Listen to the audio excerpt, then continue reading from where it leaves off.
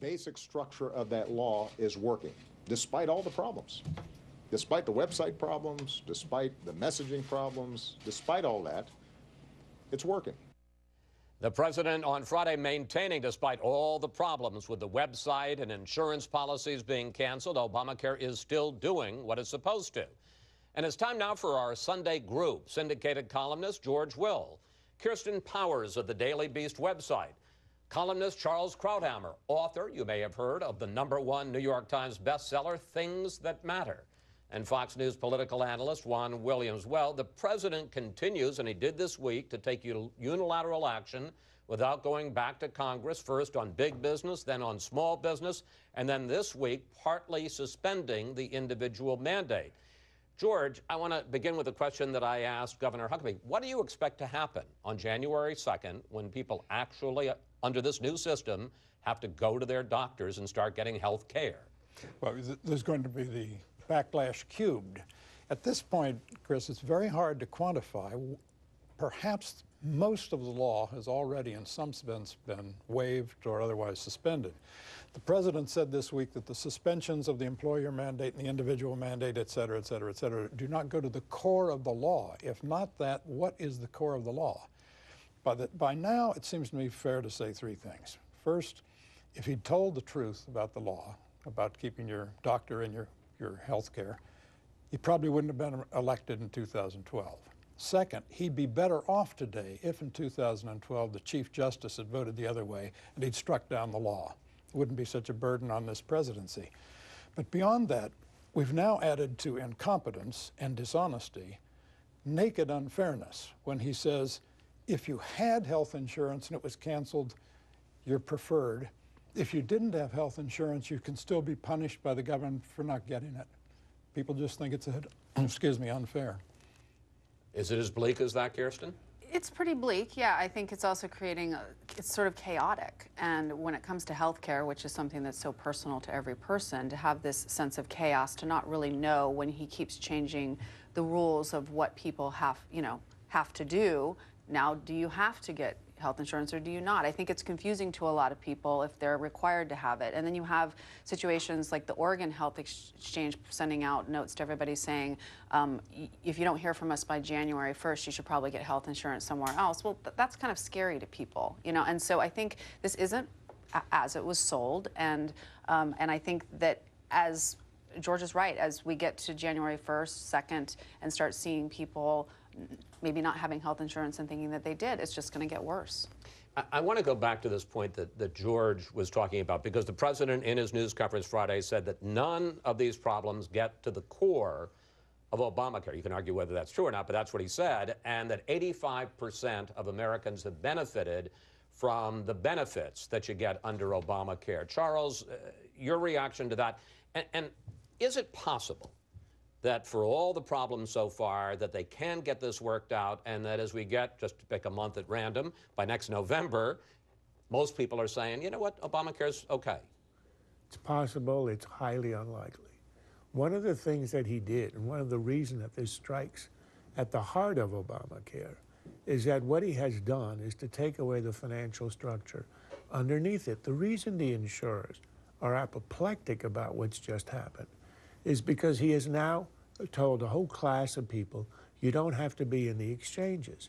And these are people who are probably the healthier and the younger ones who are going to be outside of the exchanges, which means that the cost to insurers of people left in the exchanges is going to be exorbitant. And there's also no way he's going to be able to hold the line on this because of the unfairness. If you're exempting people who had insurance and were canceled, and you're exempting them from the fine and the requirement of getting insurance, there's no way that you can require and fine people who didn't have insurance in the past. So you're going to have an abolition of the individual mandate. You've already abolished the employer mandate. The insurers understand that they are going to be completely ruined. And what's going to happen as a result of this? There's only one way out.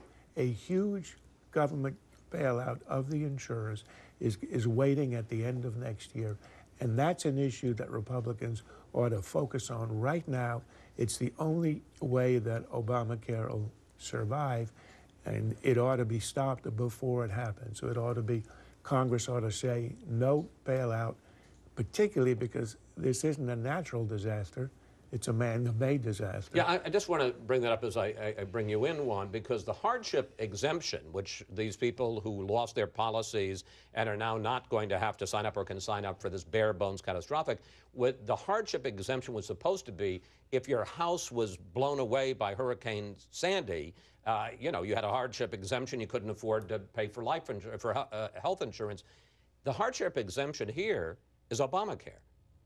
No.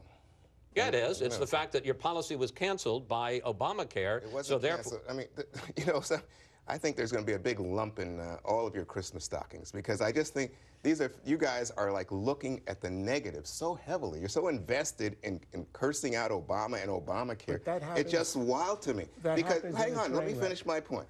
I think if you look at the reality of what's happened here, you have people who say there's a market. We saw 1 million people already signed up despite all the problems. There's a market there. The second thing to say is, and the president said this, the problems that exist don't speak to the core issue. Most of us have insurance through our employers. No change for us. For the people who were in the individual market, most of them who were canceled have already gotten new policies. For double the amount. Right. Why do you think I don't know if they're more or less, well, I can but tell they've gotten new policies. So what we're talking about is about 500,000 people, and 500,000 people, some of whom were under 30, were already eligible for this catastrophic program, right? Okay, so what we're talking about then is, but now young people might be coming in who shouldn't be in there. So we're talking about maybe 250,000 people. And yet at this table this morning, it's like, oh, woe is me, Obamacare is done, and it's the end of the world. Briefly, because there is one person here who was directly affected. You lost your policy. Yeah, I mean, and it's not just a handful of people who lost their policies, and it's people who, frankly, are responsible, who had insurance, who are now being punished. And even for some of these people who now can get this hardship, exemption, they don't really have a lot of options. I mean, the insurance companies aren't going to give you back your old policy. The Obamacare policies are too expensive for a lot of these people, and so now you have the responsible people who had insurance not having insurance. I mean, how is that helpful, and how is that part of ensuring that people have health insurance? We could keep talking about this, and we will, but I want to talk about the other big story this week, and that is the growing call for restrictions on NSA's surveillance of Americans. We had a federal district judge who said that the bulk collection of phone records, billions of phone records of Americans, is likely unconstitutional. You had the presidential panel come up with 46 recommendations for restrictions. The president indicates he's open to some of them. George, are we in danger of letting our guard down here? Well, yes, we are, in the sense that, as the head of the NSA has said, we're not fighting a nation, we're fighting a network. They're dispersed in populations. In order to find the needle in a haystack, you have to assemble the haystack, and that's what metadata does. That said, the following is true. I think the judge who said there is a plausible Fourth Amendment case that all this constitutes an unreasonable search has done the NSA a favor, because this may go to the Supreme Court. Really has to, because he challenged a Supreme Court precedent. And the Supreme Court, with its immense prestige, will either clarify the issue by reining in the NSA, or by saying it's all right, will ratify it. So it will have done a favor. What the judge said was, the precedent based on 1979 telephone technology cannot be controlling in deciding whether a Fourth Amendment unreasonable search is taking place. NSA says whether or not it's unreasonable depends on a cost-benefit analysis, the cost of privacy as against the benefit to security. It's an argument we need, and we're going to have it at the highest levels. Juan, the president pointed out in defending NSA surveillance, although he says he is open, and I think indicates he's going to accept some restrictions, but the president said in more than 10 years of this mass collection of data, there's not a single documented case of abuse, a single case that we know of where an American's privacy has been violated. Correct, but I mean, the larger problem is the sense that, you know what, they could be fishing around in your private material. Nobody wants it, nobody invites it. To me, though, it's a political issue at the highest levels, as George was just saying. And as a political level, you have to be ready to say, yes, I've cut back and I've limited the powers of the NSA, and that's why we had this newest attack by terrorists. we live in a very different age. It's not only, George, that the laws have changed and the technology has changed. We live in an age of terrorism.